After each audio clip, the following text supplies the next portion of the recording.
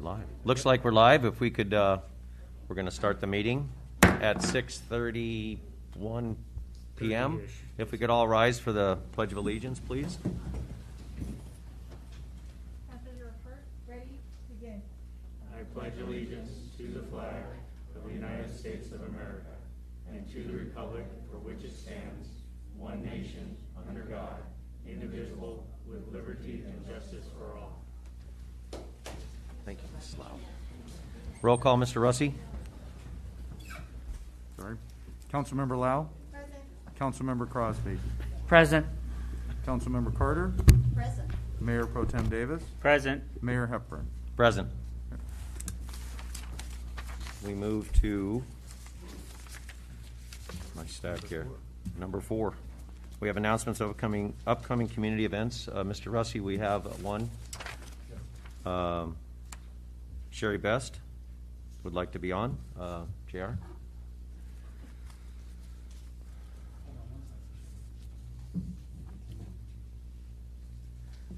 Hi, Sherry, can you hear me?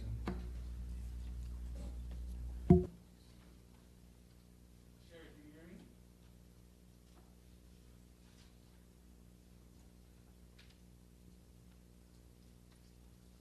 me? Sherry, can you hear me?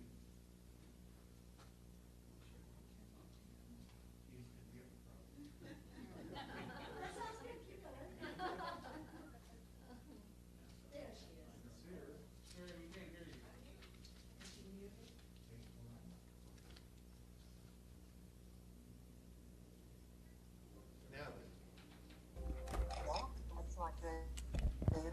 We can hear you now, Sherry.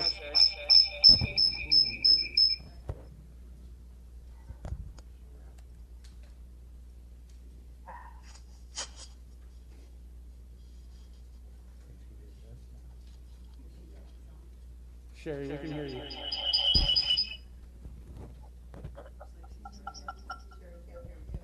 Okay.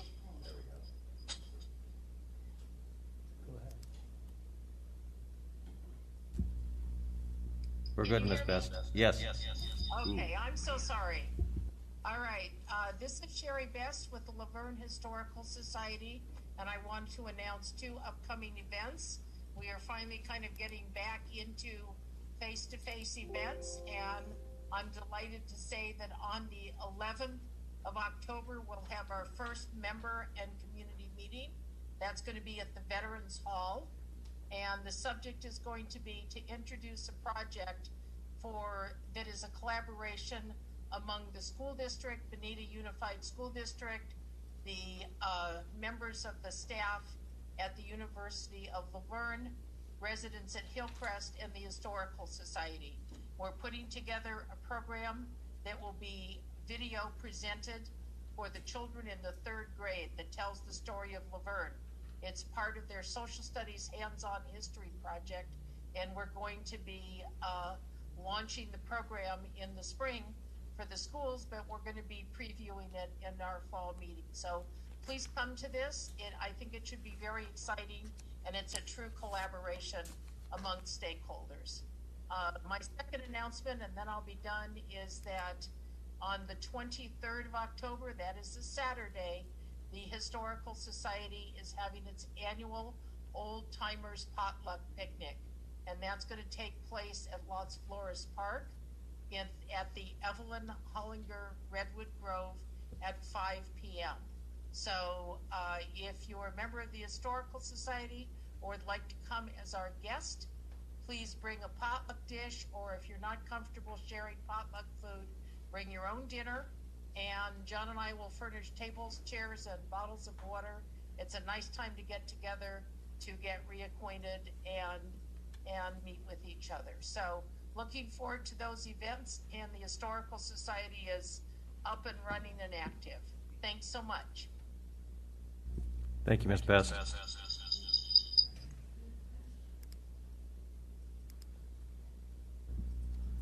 Anything else? Do we have anybody else for announcements? Could we put that in the website, also on the city website? Post that? We'll get the information from Sherry and put Great. it up there. Great. We're moving to the consent calendar. Has anything been pulled, Mr. Russi?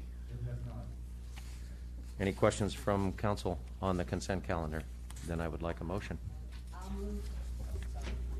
I will make the motion to move to accept the consent calendar as presented. Second? And I will second.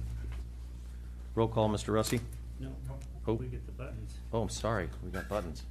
I forgot. Remember which way to go. Yeah, that's right. If I can get it, yeah. It's been a whole 2 weeks, right?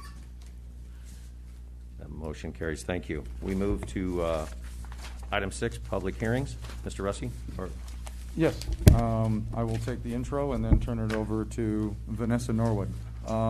This is a unique application for a request for annexation into the city of Laverne. Essentially, there are about 19 acres that are north of baseline that the applicant would like to consider for development.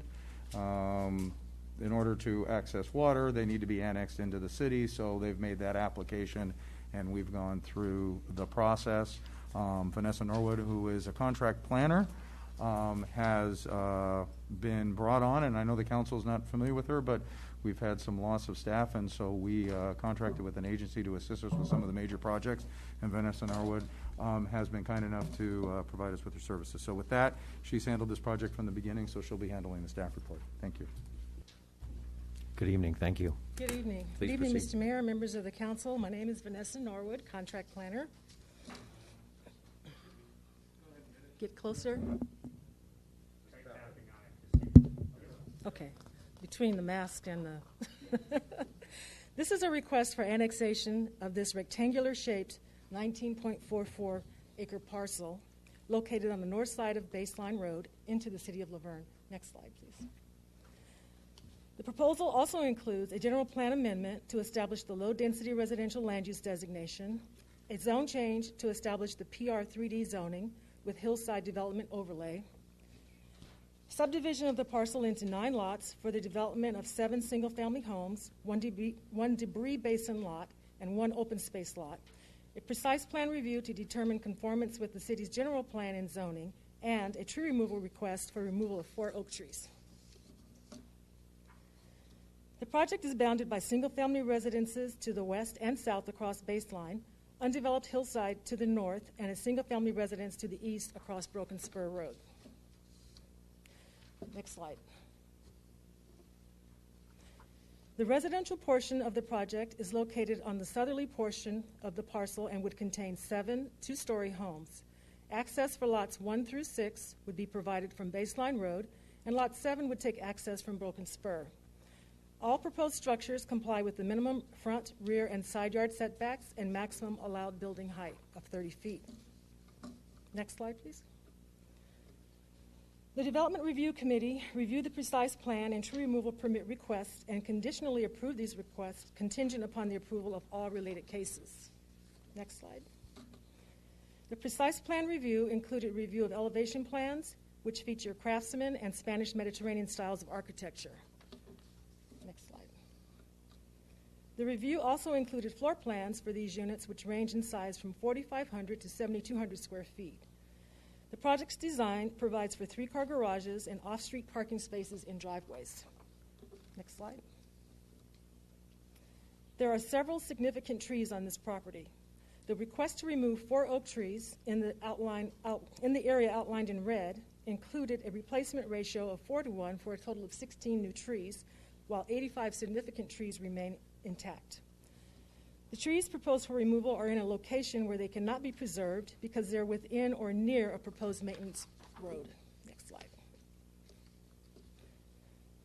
Discussions pertaining to this project and the proposed annexation have been ongoing with LAFCO since 2018. During these discussions, the city was asked to include the residential areas south of Baseline Road in the annexation request. A public workshop was held in January 2020 to determine if property owners on Smoke Tree and Rio Litos Drives would be interested in annexation into the city as a component of this project. 18 residents attended the workshop and no one expressed interest in annexation. A second workshop was conducted in February 2020 to explain the current project and the next steps for processing this project. 11 residents attended the workshop and no significant concerns were raised. Annexation. Annexation includes a total of 19.44 acres of unincorporated Los Angeles County land into the city of Laverne, and this area is within the city's sphere of influence. Because the proposed project requires City of Laverne utilities, sewer, and water, the site is proposed to be annexed into the City of Laverne's corporate boundaries. Only the southern 5.59-acre portion of this site would be developed with homes, and the formal annexation process would begin with LAFCO once the project is approved by the City Council. In addition, a tax share agreement between the city and LA County would need to be executed once negotiations for the property tax are completed. At that point, this agreement would come before the City Council for approval. Because the property is within the Laverne sphere of influence, it has an existing Laverne general plan land use designation of hillside residential, which allows up to 2 units per acre. The proposed general plan designation for this parcel is low-density residential, up to 5 units per acre, which is consistent with the surrounding properties to the west. The property currently has a Los Angeles zoning designation of light agriculture, 15,000 square foot minimum lot size. The proposed zoning is planned residential, 3 detached dwelling units per acre with the hillside development overlay zone. The project's density complies with the PR3D zone and the proposed general plan land use designation. This zoning is consistent with the adjacent and nearby properties within the city limits, which are shown in yellow on the slide. The PR3D zone implements the proposed low-density residential general plan designation as previously discussed and establishes standards for an orderly and harmonious development of planned residential units. The Hillside Development Overlay Zone provides supplemental standards for the development of the city's hillside areas. These standards relate to fire protection, as well as siting and circulation, among other requirements detailed in the staff report. The proposed project is consistent with the Hillside Development Overlay Zone in that consideration has been given to all aspects of potential impacts, and project mitigations are implemented in order to conform with these and other required standards. The vesting tentative tract map would allow 5.5 acres of the 19.5-acre parcel to be subdivided into 7 residential lots, a 2.66-acre debris basin lot, and the ninth lot, comprised of 10.75 acres, would be dedicated to open space. Next slide. Although not fully shown on the previous slide, the tract map covers the entire 19.44-acre parcel. 6 of the residential lots range in size from 10,079 square feet to 37,408 square feet, and a 36-foot wide public street is proposed to access the home from baseline. Lot 7 is 152,123 square feet and has a private driveway access from Broken Spur. Next slide. Improvements to an existing maintenance road are proposed in order to access the debris basin lot, which would be owned and maintained by Los Angeles County. The city released a request for proposal for an environmental consultant to conduct an environmental review of the project in accordance with the California Environmental Quality Act. Eco Tierra Consulting was selected and identified the need for a mitigated negative declaration. A notice of preparation of an M&D was released in December 2020 and circulated for a 30-day public review. On January 11, 2021, staff received comments from the Department of Fish and Wildlife regarding potential impacts to streams and riparian forest, modified habitats, and various protected and threatened wildlife species. Relative to these concerns, a revised biological resources assessment was conducted, and new analysis, including mitigation measures, was included in the revised M&D, which was then recirculated for a 30-day public review beginning April 6, 2021. No additional comments were received pertaining to CEQA. Mitigation measures address biological resources, cultural resources, geology and soils, noise, and tribal cultural resources. In summary, and as previously mentioned, the DRC conditionally approved the precise plan and tree removal request. On August 11, 2021, the Planning Commission held a meeting on this matter. 1 email was received prior to the meeting, and 1 public comment was received during public testimony. The Planning Commission voted unanimously to recommend that the City Council approve the application before you tonight.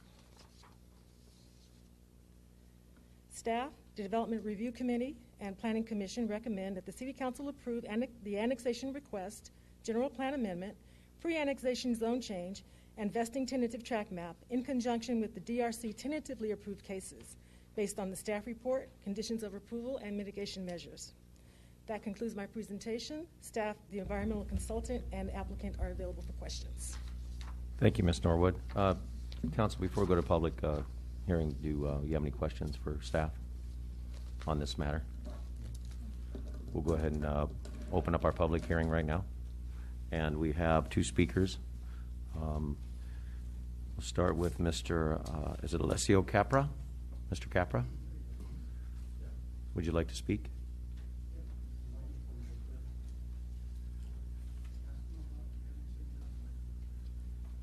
I don't know. I guess you guys hear me.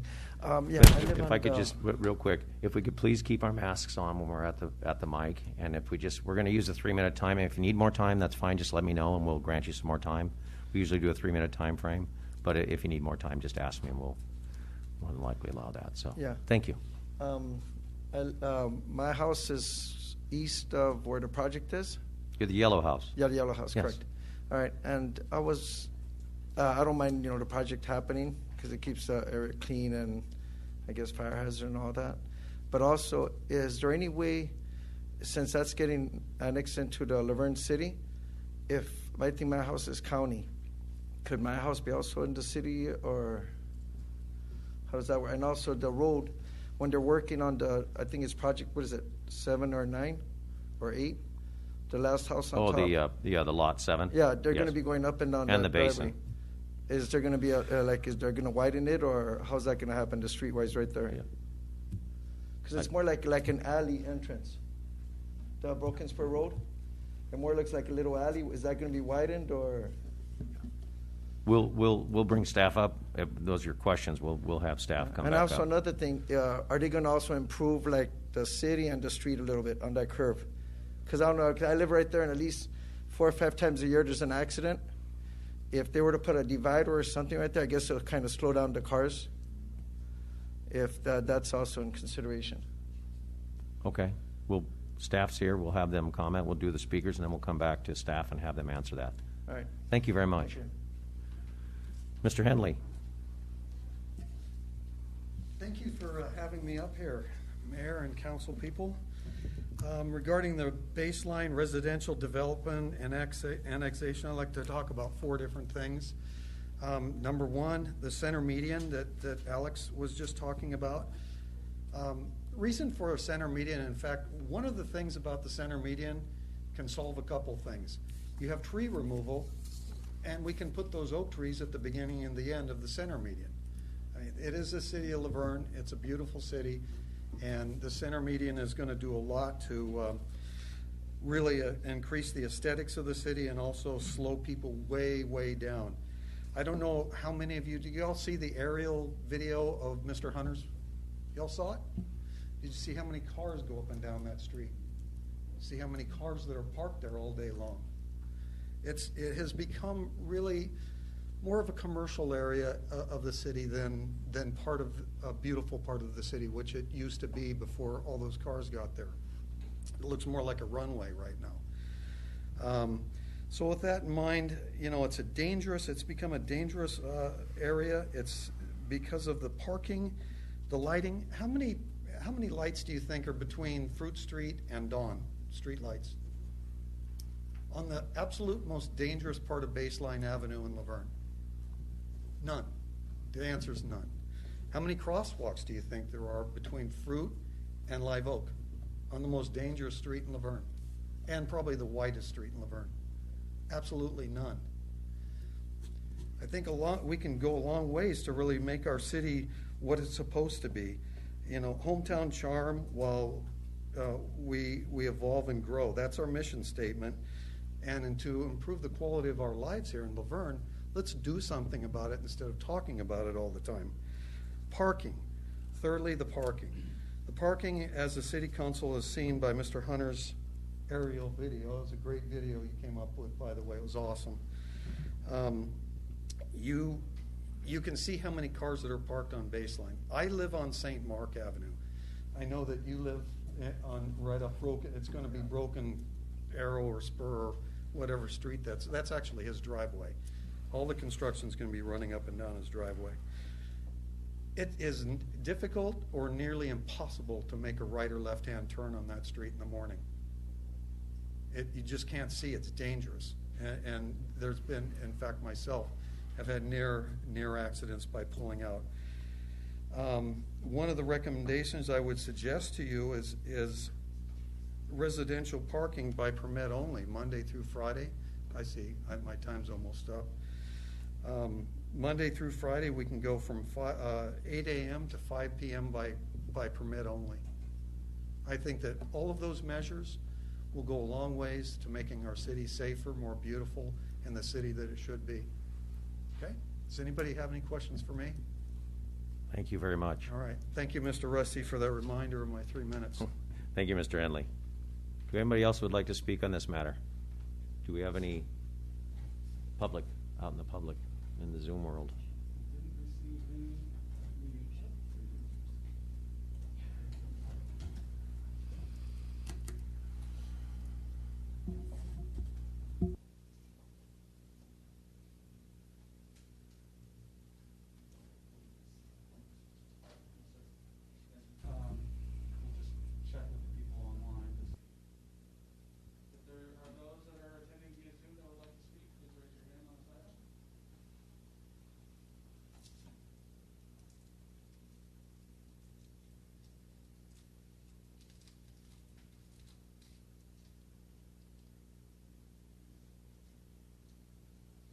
We'll go ahead and close public comment, bring it back up to the dais. We had some questions for staff. Mr. Russi? Yeah, I think Director Scheer? Thank you. Good evening. I made notes, so I hope I covered them, and I'm actually going to bring up the city engineer to answer some of the more specific questions about street improvements. But to the gentleman's question about whether his property could be annexed into the city as well, he definitely has the opportunity to file for such an annexation application. He wasn't part of this application, so there was no noticing at this stage in this process. It can't simply just be added on to as part of the annexation. But it doesn't mean him or his neighbors can't also come together to file a separate application to annex that property without further development such as this. It wouldn't be as complicated as a process because there wouldn't be subdivisions and new construction necessarily. But it's not able to just simply be added to the list at this point. Eric, question on that as well. I know I pulled up a map always when people are talking about streets. The area south, I was at that public hearing. I know they're not interested, but the area east of the south area is part of Laverne? The homes up front on Baseline, directly across from the Haynes Center, are Laverne. And yes. the Mr. Henley's area, they're part of Laverne, or not part of Laverne? They are unincorporated. They're unincorporated. So that home's east on the north end of Baseline from this point to Leroy's, or the Haynes, is not. Correct. Is part of the county. On the north side of Baseline, the city boundary ends just to the west side of this project site. There are no other Laverne properties on the north side of Baseline east of the existing homes, which are west of this proposed project. And part of the question about the median, how far can Laverne, if choosing and wanting, to do a median without the county to be part of that? So I'll have our city engineer answer that one and talk more specifically about the median, not generally as well. Uh-huh. So he'll be able to answer that for you. Any other questions on the annexation portion? All right, so the next question was about are there going to be improvements to the Broken Spur Road, which is not really a road per se, is a very long and steep driveway, which provides for secondary emergency access to the other unincorporated homes at the top of the ridge there. So no, there are no planned improvements. It provides adequate fire access to this property, as it is only one single family home that would be added to the vehicle traffic, if you will, on this private driveway. There are no improvements. The developer has secured the access rights from the landowner, because it's not publicly owned, to access and utilize this driveway for their property. So there's And- no other improvements that are required or proposed at this time. And that driveway, I'm sorry, that driveway is part of Laverne or part of the county? All unincorporated county today, Okay. and the majority of it will remain that way. Where this new Lot 7 would take access from would have an extension of that driveway, obviously, to reach the pad where the home would be built on Lot 7. But the existing current driveway in its current configuration remains the same. Okay. And it will be an unincorporated but privately owned. Eric? I have a question, a couple questions. I know what house yours is. I've always loved that yellow house. Every time you go around that curve there. Isn't? Could you meet with him privately on, sometime when he could call you to talk to him about annexation for him, to make it convenient and easy for him to understand what it would be and what it would take? Of course, yeah. And we did a similar process for the neighborhood to the south, on the Right. south side. You did. And that's primarily because LAFCO had identified that as a neighborhood that should be incorporated with this annexation. They did not identify the properties to the east of the project site, and that's why there was never a proposal for that to be included with the annexation, because the county didn't find it as what they call an island, where it's basically surrounded on sides, 2 to 3 sides, by currently incorporated boundaries of Laverne. So as those properties do have unincorporated county to the north and east, it wasn't considered an island, thus not asked to be part of this application by LAFCO. But yes, of course, I have my card. I'll be happy to meet with them privately to explain what the process would be and what maybe pros and cons are for annexation. Because it's, as mentioned in the report, as Vanessa did, the neighborhood to the south, there was zero interest in annexing because there are some costs associated with that, short-term and long-term, that might not be beneficial in the long run. So it's really up to them, but they have the opportunity to apply for annexation should they choose to. Absolutely, and I just thought, you're so good at explaining things, that if you could have a chance to sit down with him, if you meet with Eric and get his number, and you can meet with him on that. And what's the normalcy of annexing one house? Right, and so if such an application was submitted to the city, we would do a consultation with LAFCO again, and they might then ask that more of those properties also be included instead of just annexing the one parcel, and then they would take the agreement of other properties. There are some water supply issues up on some of those undeveloped lots up off of Broken Spur that are in the county, which there might be some other private property interest in annexing. But it just gets into the specifics of where the utilities can be provided, what the costs are, and what LAFCO's desire is. So I couldn't say for certain whether they would be fine with just one, or if they would say we need 10 or 20 or what that number would be. But that's a part of the process that would happen should he continue to be interested in annexation. Okay, and one more question I had about Baseline Road.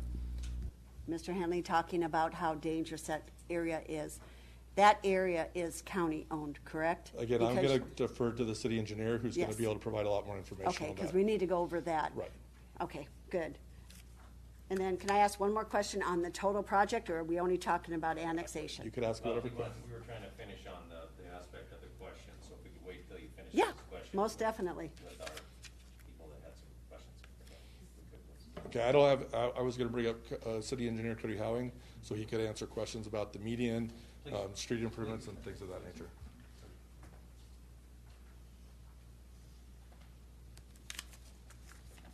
Thank you. Good evening. If I may, I'll just dive right into the meeting question. It seems to be one of particular interest Please. lately, and then we can touch base with anything else that anybody has. So there was discussion of medians being an option to be considered. I will acknowledge that medians will provide some traffic calming. However, a median in this location would not be in line with what some of the other areas of the street appear. So, for example, west of Fruit, a number of houses front the street. So the driveways would be required to make a right into their driveway and prohibited with the left turn movement if a median goes in. This area in particular does not have that situation. However, it will be a very narrow median because it does have to present opportunity to stage in the turning bays as well as entering the left turn pocket. So it would be a very, maybe narrow 3 to 4 foot probably in that neighborhood. So not an opportunity for planting. and that's something that could be evaluated if that's council's direction or interest. But that would be the situation with that particular median. And I guess to be clear, I'm talking east of the project entry street.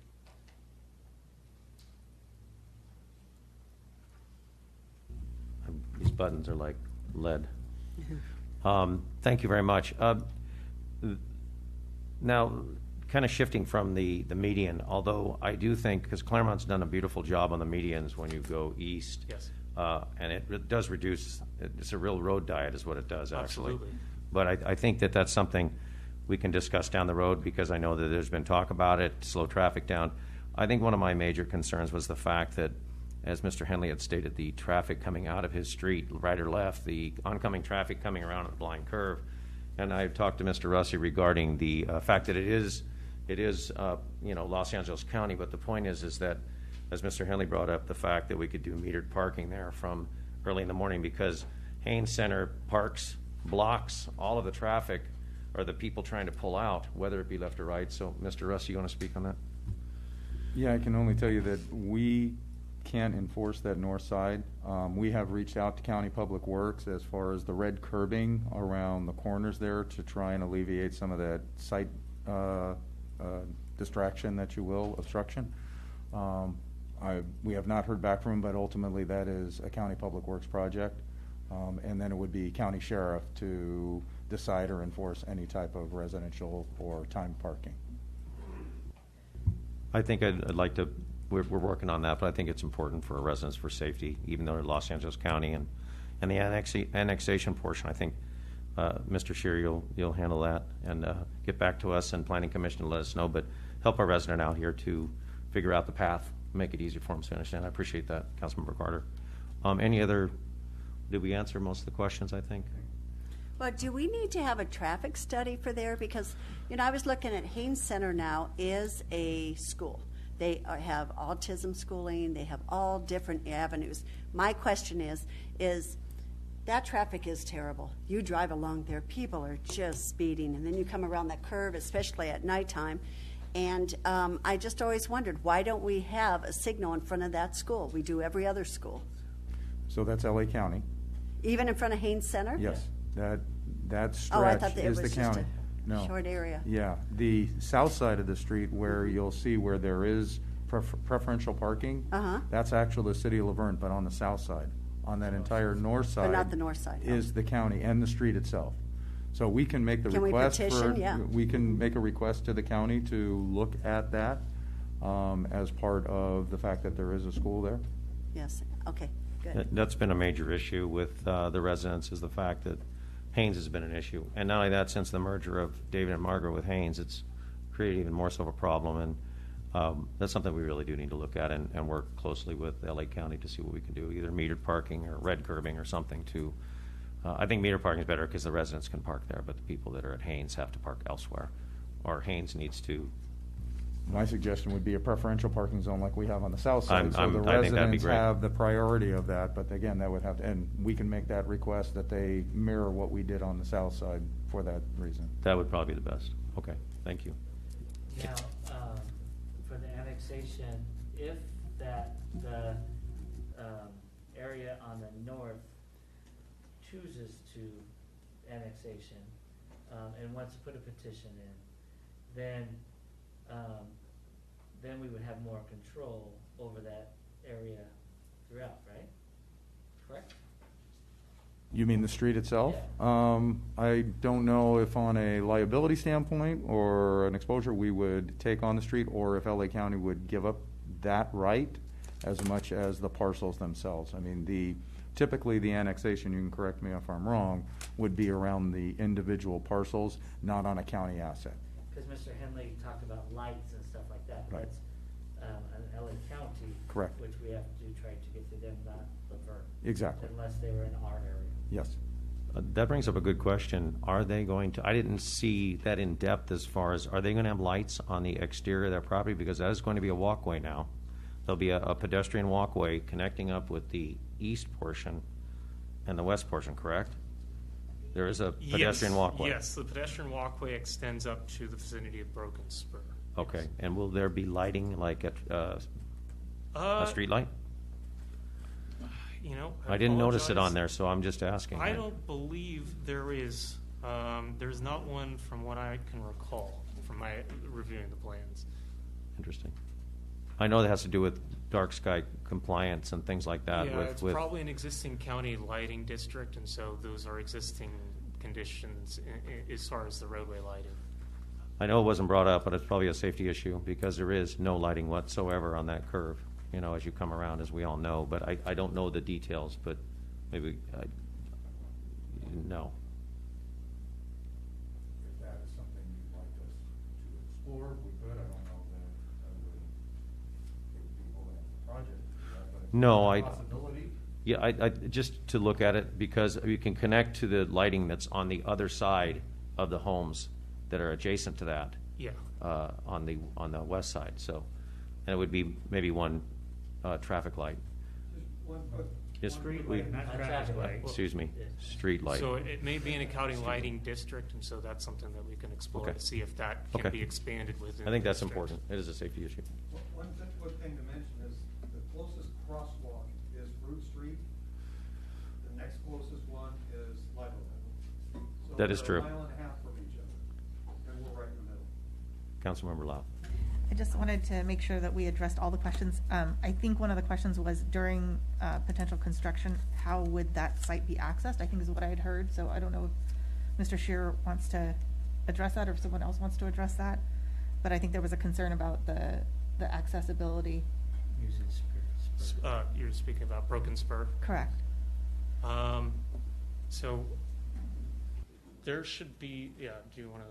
I would just respond say, to that one. I don't believe there's any impact during construction to access for that street. The construction vehicles would obviously utilize that road to access Lot 7, but the rest of the project will access directly from baseline, so they won't have any direct access or need to access from Broken Spur besides the grading and the construction of that specific lot. I just wanted to make sure the residents, I believe that was what the residents' question was, so I wanted to make sure it was addressed. Yeah, I'm sorry, I missed that one. No, it's okay. Thank you. Councilmember Davis, any questions or? No, I don't have any questions, but I guess I'll just make some general remarks. I think that I think the project and the annexation look fairly solid. I agree that we have an opportunity with North Side residents expressing interest in annexation to extend ourselves further east to be able to potentially control some of the street and then provide more street lights, potential traffic lights, and potential street crossings, because that is a pretty strong, desolate road from Fruit all the way over to Live Oak and beyond, all the way to town. In my day as a kid, that was a 90-degree angle on a 2-lane road that actually had traffic at speed or above the speeds that I see today. So Baseline's always been a roadway. I guess I'm trying to be as gentle as I can, but I think that having interest shown to extend our control eastward is a good sign, because when I saw the report and saw that folks south of Baseline had no interest in annexation, I didn't imagine that we'd be able to influence much of that eastward area. So this is good news. Thank you. Councilmember Carter, do you have any? You had some other questions. The only other thing was the open space that was touched on. But when you say open space, is it just going to be a wilderness? Is it going to be maintained? What's the open space going to be? So that one I would defer back to Vanessa or Eric on. It's a hill, but is it going to be maintained, or is it just going to be wildlife? The open space would remain untouched except for the required field modification around the structures that would be built. So a very small portion of that land would have any need for any kind of maintenance activity. Otherwise, it remains in its current natural state with no modifications. Okay. And just going into the hill, I just remember back, in the 80s, the hillside ordinance, that has been really reviewed. So that's being incorporated to this. Obviously, it's a large site, almost 20 acres, and a very small portion. It's actually the part that's being developed because of the natural slopes of the hill, and so those cannot be modified any slope over 25%, and so this project doesn't do that. So Okay. yes. Thank you, Eric. The project itself is great. I mean, it's been a long time coming, since 2018 and before that. I think that it has a lot of merit. I think the debris basin is amazing. I think that's going to help a lot, although if we ever get rain again. But I think besides that, we will have rain and it will come down, and I think that's going to protect all the residents. I do think that the way the homes are laid out, that one house on Lot 7, I do have some concerns, but I think that's down the road as far as that road and access. But the other part of it, there's a fire road, there's a road up to the debris basin for LA County, which is all theirs when it's done. It's not ours. Correct. And the homes. I think the issues, though, with some lighting and things like that, as far as this is not for the project, but I think down the road, as we work with Public Works, with the situation with metered parking, as far as Haynes and the center median down the road, we can look at that. I mean, that's something for down the road that doesn't affect this project right now, but as far as the project, I reviewed with the Planning Commission on theirs. They had some issues with mitigation with some of the animals and stuff. That was done. The tribal issue, that was taken care of. And they vetted it out really well at the Planning Commission, and that's why we had basically a 5-0 vote for in favor of this. So I think the project is a very, very good project. I think some of the other points, though, we need to work on down the road for the safety of residents, whether you're LA County or not, you're still in our sphere of influence. So we need to make sure we protect that. So we'll keep that in mind. That's something we do. And also with your issue with annexation, we'll all learn something, because this is one of the first annexations we've done, 30 years. So this is something not new, but it's new for a lot of us because we haven't dealt with it before. So, and I appreciate that. But staff did a great job presentation. I think that Ms. Norwood did a great job in presentation for them. Mr. Is it Harper? Capra. Of course it is. Anyway, the flyover was very, very neat on the Planning Commission. It gave you an overview of what the whole area looked like. It's going to be a beautiful project. You're going to keep the open space there. You're going to keep the homes in their area. They'll be safe with the debris basin. So I think it's a great project. I have a question for Ms. Norwood. One thing you said, and I just want to make sure it's clarified, that the maintenance road will be maintained by LA County. But how is that going to happen if that whole area, that plot, is annexed into Laverne? So I can answer that. Okay. That lot and the ownership of that lot where the maintenance road and the debris basin are located on will be transferred and owned by the county. The county will own that parcel. So even though the property will be within our jurisdictional boundaries, just as the county owns flood control channels and the airport and other properties in Laverne, they will become the owner of that one lot in the subdivision, and they will be that way. They're legally responsible for ongoing maintenance of that debris basin and that maintenance road as the landowner. Because I could see costs later on down the road for Laverne if we were the ones having to maintain it. It's owned by the county, so they're required to maintain. Okay, thank you. As your cul-de-sac comes in, as you turn around, there's a road that comes all the way around to the debris basin, and that takes from county. Once it touches that, it comes around to county and takes that whole debris basin area. But any other questions or? I guess the last comment I wanted to make, and I'd had it in my notes earlier, but then forgot, was I like the fact that while the 7 homes are going to be nestled down low to the road, that there's a commitment of nearly 20 acres to the project, so that the hillside then maintains our visual sense of what the hillside has always looked like. So I appreciate the fact that there's a nice balance of where the homes are, and then a claim to the larger piece of land versus just trying to split the two and then provide somebody else an opportunity to figure out what to do with the other acres. So that's a piece of this project that I just wanted to lift up. Any other questions for staff? Thank you, Mr. Chair. Thank you very much. No other questions? Yep. Then I guess we need a motion, correct? 4 or 1? One motion. On all 4 to approve the pieces. Staff recommendation, and then the city One for manager will read the ordinance. Motion? I'll make the motion to agree to the staff recommendation and approve whatever it is that our city manager is going to say. You were doing really good until you hit that one. Well, 2 weeks ago I trusted you, so Resolutions 21 through 75 and ordinance 11. 02. Okay, I can say that. Resolutions 2172 through 2175 and ordinance number 1102. I'll second it. Vote. Do you have to say anything before we vote? You can vote, and I'll start to Okay, say. okay. Ordinance 1102, an ordinance of the Laverne City Council establishing a pre-annexation zoning designation from LA County of A-1-15,000 to PR 3D and adopting the PR 3D zoning of 500 Baseline Road in the city of Laverne. So you didn't have to say all that. Thank you. And do we have another one for that? Is that, that's it? We did it all in one fell swoop? And we just see now, it looks like we lost the live stream computer. Oh, Never had that happen before. well, Do you want to reboot that? We're not for live public anymore. comment, or- we're gonna take a 2-minute break to resume ourselves. Meeting back to order, 7:18 p.m. We are now public comments and communications. We have one card. Is that correct, Mr. Rossi? Yes. And one call and request that we're trying to. Get a hold of. Susan Carson?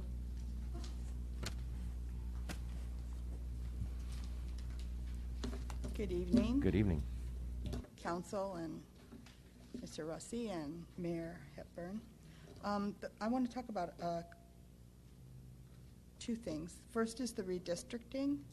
I'm very concerned about the lack of education that's being done with the city,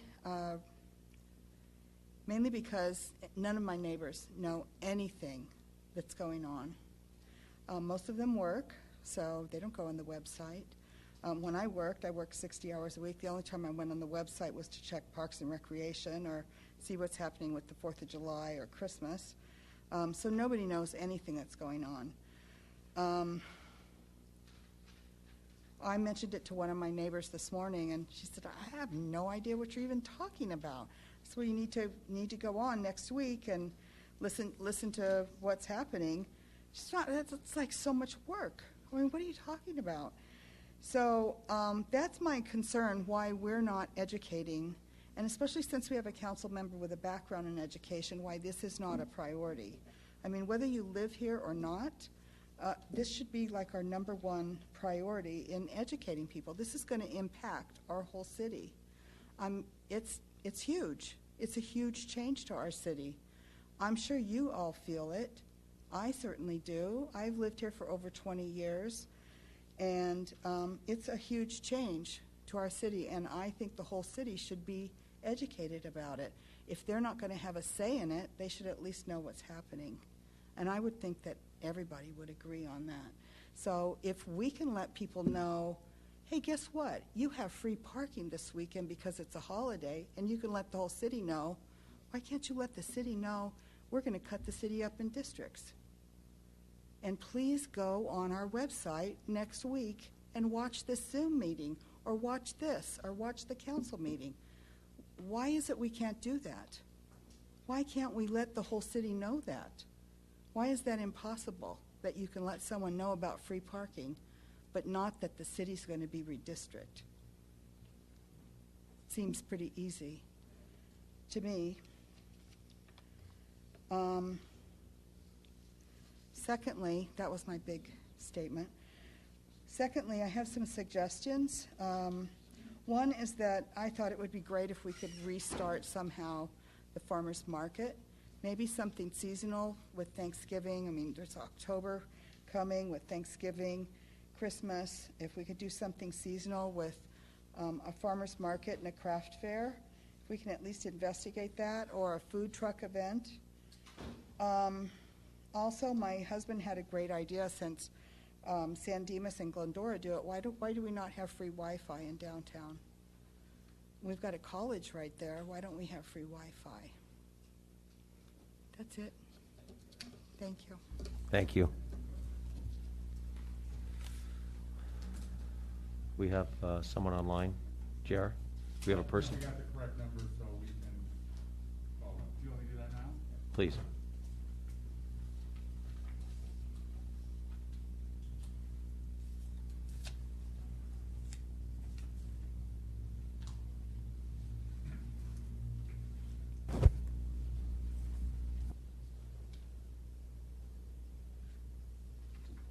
Hi, Mr. Gabaldon. I'm going to put you on speaker, okay?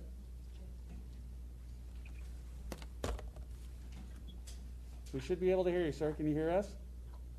Yes, I can. Thank you. Good evening, Mr. Gabaldon.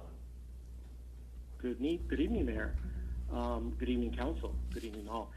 First of all, I wanted to say thank you for the opportunity to speak, and I wanted to say thank you to the City Manager for correcting the oversight of the flags not being at half staff on the week of August 26th. I did notice that it was addressed in remembrance of that and 9/11 at the Monero Square in Old Town during the car show, so thank you for that. Regarding the car show, I think that's one of the best events in the city that we have. I think it's a showcase Laverne and its small town lifestyle. I think that's a lot of what makes Laverne special. Everybody was friendly, smiling, and sharing, of camaraderie with family and friends, which is great. I do wish that more of the vendors in the Old Town area had the opportunity to either be open or do some promotion that might bring people into their doors while there's that kind of a crowd and audience. So I'd hope that maybe the Chamber of Commerce, who might be listening tonight, would look to those kinds of opportunities for them in the future. I'd like to also bring to the city some concerns regarding the traffic issue that I think is growing north of our busiest intersection, that being Foothill and White/Fruit. There's an intersection or exit point out of the Kohl's parking lot that allows you to turn left to go north on Fruit, and then there's folks that turn right into that opening, and then there's folks on the other side turning left into the Panda Express, and then there's folks coming north on White and Fruit that turn left into the Kohl's parking lot, and then there's folks there that are making U-turns. Needless to say, at the busier times of the day, this is a mess, and I think it's a huge safety concern, especially with the Amazon Fresh store coming to town. So I wish that somebody in the city would look at that traffic issue, as it seems to be begging for something. Regarding the Amazon Fresh, I am concerned about it coming to town. I know that it's somewhat of a badge of honor that we're bringing Amazon Fresh here, but I'm concerned there's now going to be 11 stores selling grocery in Laverne, not including 3 that just sit on the perimeter of our city in San Dimas, Pomona, and in Claremont.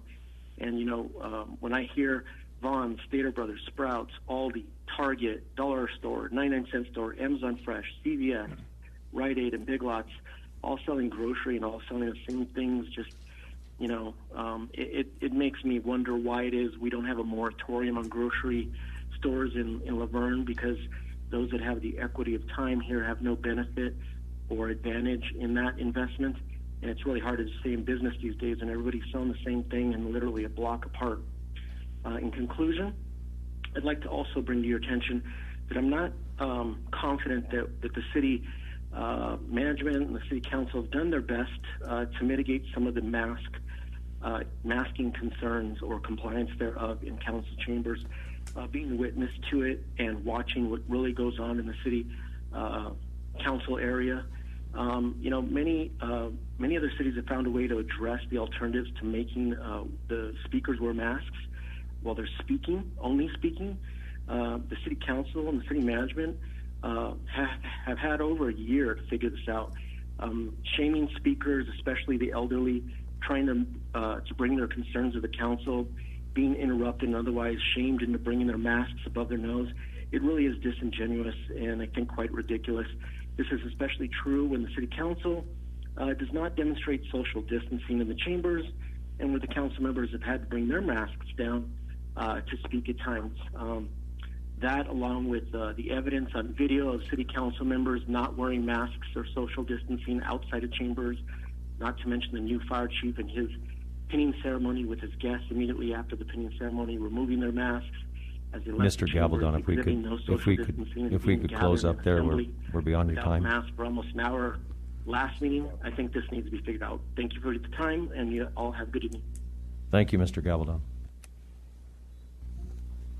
JR, do we have anybody else? There were no other requests received via email, and there's no attendees that have their hands up. But there may be other folks up there. Oh, please, come on up. Can you just state your name and your address, and then you can fill out a card when you're done, if you don't mind? Absolutely, thank you. Hello, Mr. Mayor, City Council. My name is Yvonne Gallegos. I am a resident of Laverne out here on College Lane. I just wanted to bring to the attention and make a record in public comment that beginning last week, September 15th, and going through October 15th, is Hispanic Heritage Month. The month is dedicated to celebrating the rich history, culture, and contributions as far as and influences of Hispanic Americans. We recognize Hispanics and their achievements and their contributions to the United States. Really, Hispanic history is U.S. history, a big part of our U.S. history. As we strive to be more inclusive and diverse in Laverne, I'd really like to see or make a recommendation to the city that either this month or possibly next year that we do formally recognize or proclaim officially as a city Hispanic Heritage Month, and I'd be happy to work with anyone on staff to make that happen. Thank you. Thank you very much. I know Grace Napolitano has put that out, so we'll work with staff and we'll work on that. Thank you very much.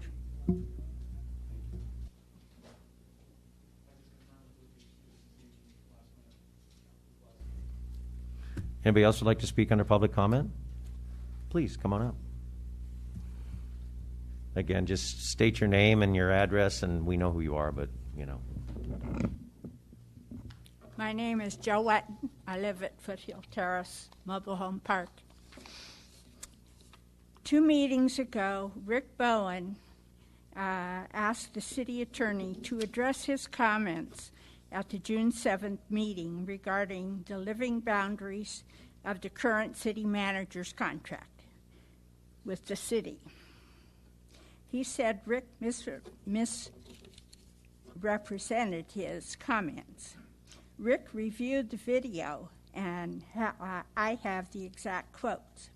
At 16.56 minutes into the discussion, the city attorney said the Municipal Code 2.04.020 says the city manager, quote, should be a resident. Untrue. He was later corrected by Crosby, reading the municipal code that said shall not should.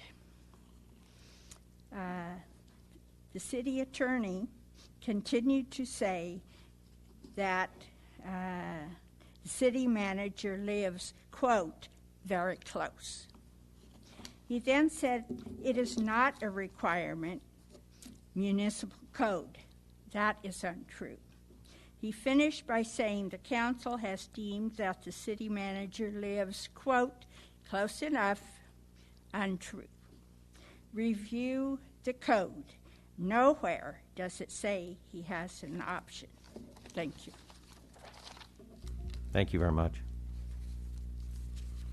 Anybody else like to speak under public comment? Please. I'm Kathy Newland. I live at Foothill Terrace, Mobile Park as well. And I'm continuing on with what Joe was saying. This is a third CPR request from Rick Bowen. And he requested, I would like to see all letters, email, etc., made to the current city manager regarding his original employment as city manager. Please include offers, discussions, and any other communications as to his acceptance of his current position. Please include his then current home address, as I understand he no longer lives there. It should not be a privacy issue.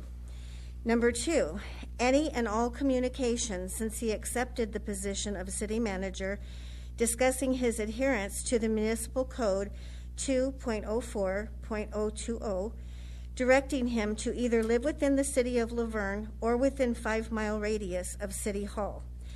This would include all communications with city personnel, city attorney, council members, or either mayor. Number 3, according to our city attorney, there has never been formal action taken to enforce this city code. Please include any and all informal actions or discussions regarding this matter. Please include his signed original hiring package with salary, benefits, job description, duties, etc. Please confirm receipt of this email request. It is approximately 9:35 a.m. on Thursday, June 10th. Richard Bowen. Thank you. Thank you. Anybody else wish to speak? Please, come on up.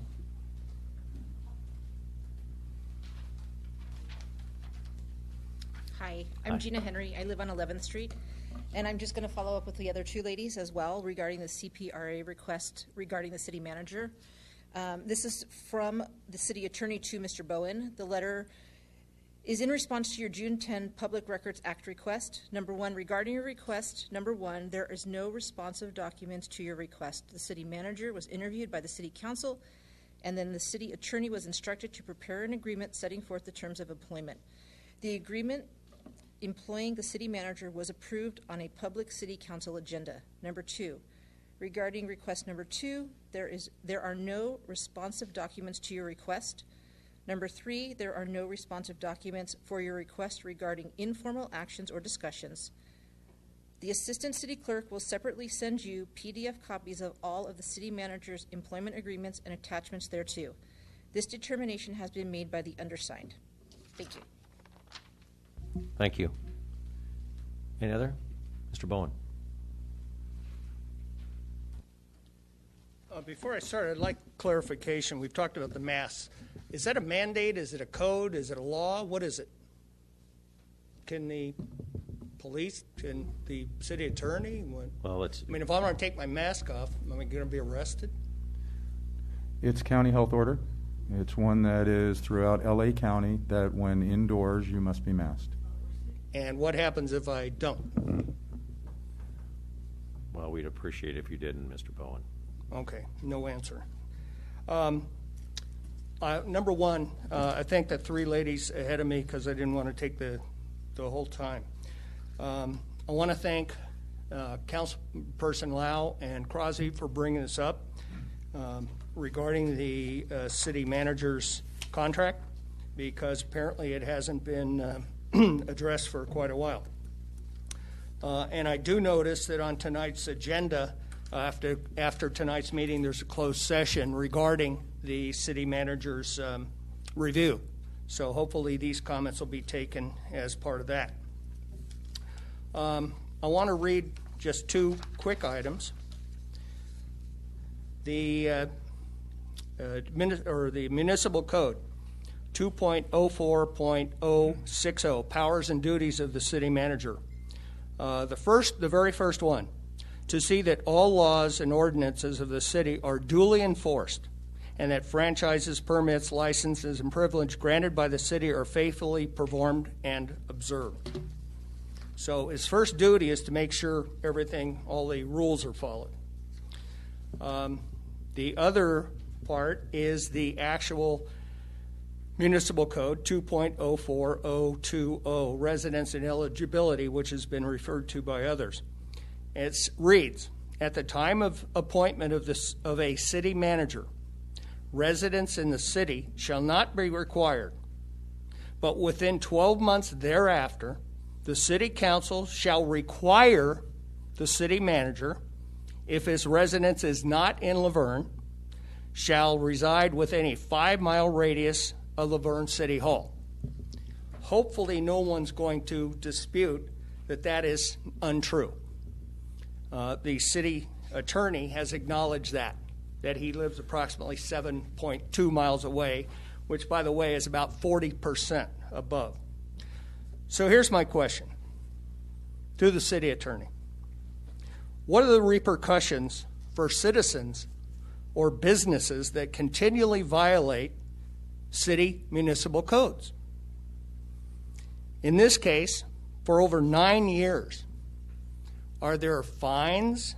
Are there tickets? Is it a misdemeanor? What is it? I really don't know. The city manager has violated this contract for 9 years. What's the penalty for that? And by the way, this is not about Mr. Russi. This is about the rules and regulations of this city. Do you follow municipal codes or do you not? If he wasn't the city manager, would he be fined, possibly arrested, fired, or all three? I asked the mayor to direct the city manager to answer each one of my questions in a true and truthful way. By the way, changing the code does not change the current code. May I have a few minutes or a minute? Yes. Changing the municipal code for the future does not change the fact that this has been violated for 9 years. According to the records, the city manager's contract has been renewed, amended 5 or 6 times in the last 6-7 years. Where was everybody to look at the mandate of him living in the city? He's overseeing the rules for the city of which he does not live in. What is the purpose of the municipal code? By the way, this is a follow-up to Bruce Becker's comments regarding the city manager's responsibilities regarding the fire department. So what else do we have to do to get somebody in compliance with our own municipal codes? Thank you. Thank you, Mr. Bowen. Anybody else wish to speak on public comment? Do we have anybody on the line, Chair? We're going to go ahead and close public comment. We'll come to council comments and conference meeting reports. Councilmember Carter. Sure.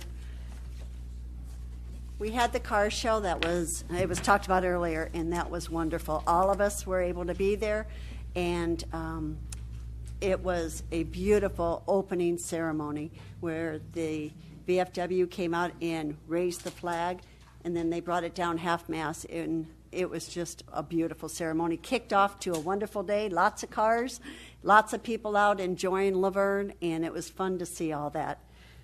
The other item is that I'd like to report on is the Gold Line. We all know the Gold Line's coming, and it's coming fast. It's just around the corner here. What was exciting is last week it was a train 2,000 feet long that brought in 1,600 feet rails, and they dropped them along the whole route. And it was just fascinating to see. I went down to watch, and it's coming. It's going to look like it's going to be done earlier, because what will happen is we have a meeting once a month, and we have a beautiful video that comes out. And for everyone that wants to understand this a little more, you can go onto our website. I asked Mr. Russi, and he posted it on our website, and so everybody could see it. But it takes about 10 minutes to watch the video, but just to see the progression from Glendora to Pomona, the work that's being done and how nice it's going to be. It shows all the bridges and overpasses and how gorgeous it's going to be. But they were telling us at our meeting the other day that the rails are going to be laid a lot. It looked like it's going to be done quicker, and they will go in. But the completion date still for us to actually ride the train will be 2025. So that's actually 6 months ahead of the schedule. Unfortunately, the funding right now for us to continue to Montclair has been, it's on hold right now. So it's, disappointment for Claremont and Montclair, but for us to get it to Pomona, it's on schedule.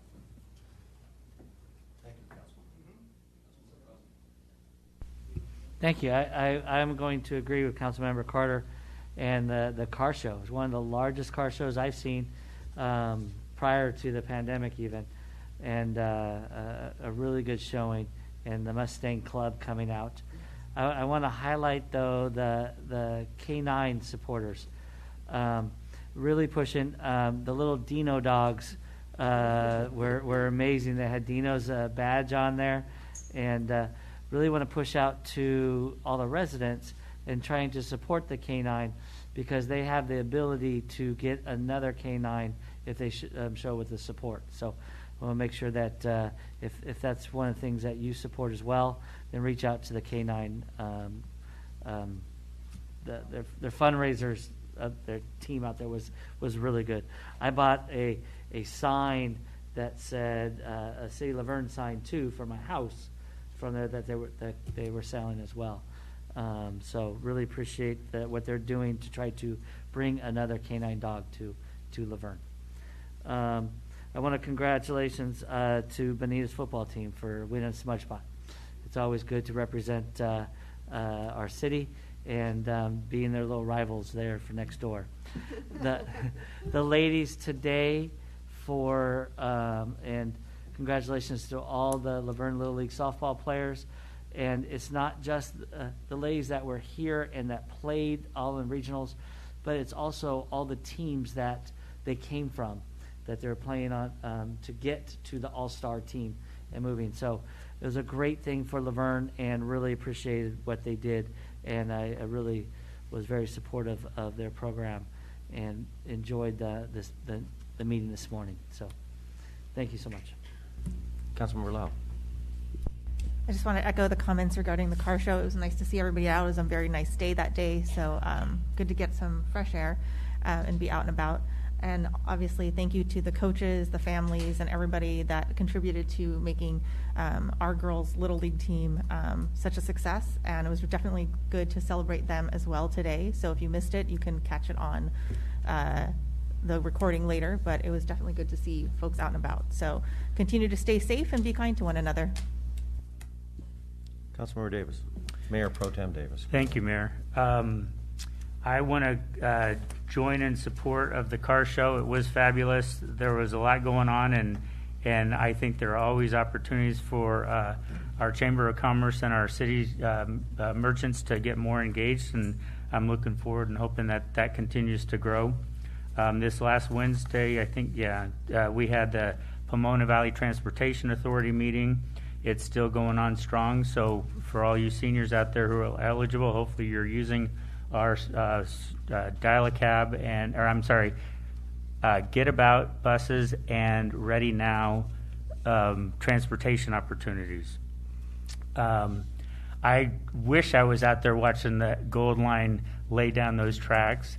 They are each 1,600 feet, so that's a quarter mile each. So rather than those 40-foot sections that are all bolted together, these things are a quarter mile each, so they had to find spans where they could lay them down. They had 50 on the train, and each of them were 1,600 feet, and each one weighs 15.5 tons. So they had like 800 and something tons of track on that train. So that was just crazy. So next time you find out about that, let me know, because I want to see that. I'm a train geek too. He wants to see the choo-choo. I want to see the choo-choo and how they're putting them down. I saw the video, but I guess they thought it was boring, so they cut it after like 10 seconds. It was really kind of a bummer. Let's see. Oh, yeah, and I want to also congratulate Bonita that not only did they win the Smudge Pot 2 weeks ago, but they followed up with another victory over Los Osos. So keep going strong, Bearcats. And lastly, I'm really excited for the girls, for our children. The Laverne Little League softball team did a great piece, just like our girls track team 4 years ago won the state championship in the relay. So our girls are phenomenal here in Laverne. They set standards for the rest of us to follow, and they role model really well. And I'm excited to see Little League has softball back, because when my girls were young, we had Laverne Softball Association, which is a fine organization. My nieces were able to play Little League softball, but my girls weren't. So I'm happy to see that more girls are able to play Little League. So thank you. Thank you, Mayor Pro Tem. I'm going to mirror everybody's thoughts and comments that the car show was amazing. The Little League softball girls were wonderful. Go Bonita Bearcats, Smudge Pot again, it's wonderful. And also, we have something coming up here, the 21st annual Taste of Laverne. It's going to be at the Coastal Helicopter Hangar out on Brackett Field. Tickets are on sale till the 15th for $45 a piece. They go to $60 after the 15th. There's also some sponsorship still available, I think, through the Chamber of Commerce. So look on the website, Chamber of Commerce, Laverne Chamber of Commerce. This is great. We get out. It's going to be out in the open. It's going to be a great, great, great event. We're just kicking these things off again, starting our city back up. So I'm looking really forward to that. We had a number of, we had a number of deployment for some of our firefighters that were deployed. I just wanted to browse that. They're all back safely. Some of them, I think most of them are back. But we had engine 763, which initially deployed on 8/16/21. Crew timed out on 8/31/21. Fresh crew switched out. Second crew tied out on 9/13/21, and a fresh crew switched out. Third crew will be demobilized tonight after 1 week of deployment and anticipated return to the city by tomorrow night. So safe and sound. Just say our prayers for our crews that are out there. Single resources that were sent out. Battalion Chief Daniel Montoya deployed his task force leader T on 9/1/21. Returned just on this weekend. I actually saw him. We were at a soccer or a football game. Returned 9/14/21. Battalion Chief Robert Russell deployed medical unit leader on 8/31/21. Returned on 9/15/21. So hopefully everybody comes back safe and sound. It just shows the talent level we have in our city, and we're able to send those deployments out to protect these other areas for fire and to give all these other agencies help. It's good for us. It's good for us to get reciprocation. So kudos to all of them and, you know, their families for letting them go. But, yeah, let's give a round of applause. Thank you for coming back. And we got one crew coming back, which is tomorrow night. So, well, that was Monday, so they're already back. They're back. They'll be back tonight. But anyway, safe, Godspeed, make sure everybody's safe. And then one of the things that, as Councilmember Carter had stated, that the funding is the $540 million for the extension to Claremont to Montclair on the L line. They're still working on it. It's not a done deal yet. One thing that happened, though, is the governor signed into effect SB 9 and SB 10, which is the Lot Split Ordinance that's really going to affect how our city functions in every other city in California. It has to do with rapid rehousing and things like that, but we need to all pay close attention to these. These are very, very serious bills that passed, and they do affect how our cities look and how we're going to look in the future. So pay close attention to that, please. It's very serious for all of us. But on that, without further ado, we have a closed session tonight, Mr. Russi, is that correct? Yes, we do. It's a meeting for performance evaluation on city manager, me. We will not be reporting out of that? No. We will be adjourning to Monday, September 27th, 2021 at 6:30 p.m. for a districting public hearing, and adjournment to Monday, October 4th, 2021 at 6 o'clock p.m. for a police badge pinning. Next regular meeting will be Monday, October 4th at 6:30 p.m. We are adjourning at 7:50 p.m. We're going into recess. We're going, not recessing, we're adjourning. Recess into closed session. We're recessing to closed session. Okay.